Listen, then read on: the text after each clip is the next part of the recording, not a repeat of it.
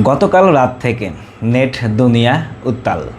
কারণ আসিফ মাহমুদ সজীব ভুঁইয়া তিনি কিন্তু একটি স্ট্যাটাস দিয়েছিলেন আমাদের জুলাইয়ের যে প্রথম শহীদ অর্থাৎ আবু সাঈদের যে স্টেডিয়ামটি করা হয়েছিল, যার গ্যালারিটি করা হয়েছিল, সেই গ্যালারির নাম পরিবর্তন করা হয়েছে বা খুলে ফেলা হয়েছে, এরকমভাবে তিনি দাবি করেছেন।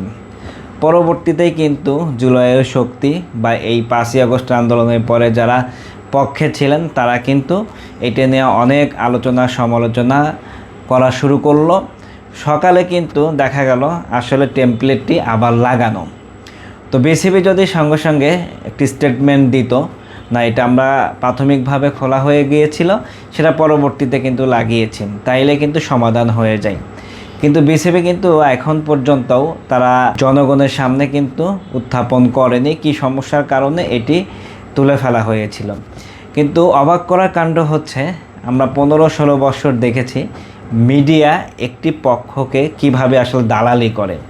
আমরা সবসময় পড়ে আসতাম মিডিয়া, যারা মিডিয়া কর্মী রয়েছেন, টেলিভিশন রয়েছেন, তাদের কাছ থেকে সত্য জিনিস জানবো এবং ন্যায় জিনিসটা আমরা জানবো তাদের মাধ্যমে। এটাই কিন্তু আসলে মিডিয়ার মূলত কাজ। কিন্তু কিছু মিডিয়া এমনভাবে প্রচার করছে যেন আসিফ মাহমুদ সজীব ভুঁইয়া এই জিনিসটা হচ্ছে ভুল ব্যাখ্যা দিয়েছিল এবং নেট দুনিয়াকে উত্তাল করেছিল টেকনিক্যালি। ইস্যুটা কিন্তু এটা নয়। দেখবেন কিছু ক্লিপস কিন্তু ভাইরাল হয়েছিল খেলার টাইমে। আবু সাঈদের যে টেমপ্লেটটা ছিল ওইখানে কিন্তু জুলাই যে গ্রাফিটি অথবা যে এরকম হাত উঠানোর যে ছবিটা এটা কিন্তু ছিল। বাট এখন যেটা রয়েছে সেটা কিন্তু শুধুমাত্র এই বিসিবির যে লোগো রয়েছে এটা। তো বোঝাই যাচ্ছে এটা পরিবর্তন করা হয়েছে।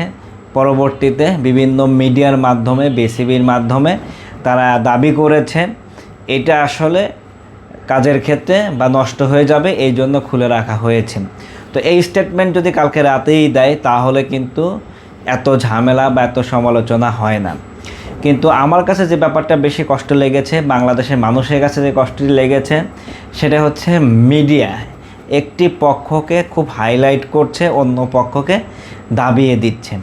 তো এটা আসলে কাম্য নয়। মিডিয়ার কিছু নিউজ দেখলাম আসলে একদম ব্যক্তির হয়ে নিউজে কথা বলতেছে, একদম একটি দলের পক্ষে হয়ে কথা বলতেছে। তো বোঝাই যাচ্ছে বাংলাদেশ কোন পথে যাচ্ছে, মিডিয়াগুলো কোন পথে যাচ্ছে। বিশেষ এক ব্যক্তি, বিশেষ দলের প্রতি কিন্তু মিডিয়া কিন্তু ঝুঁকে যাচ্ছে।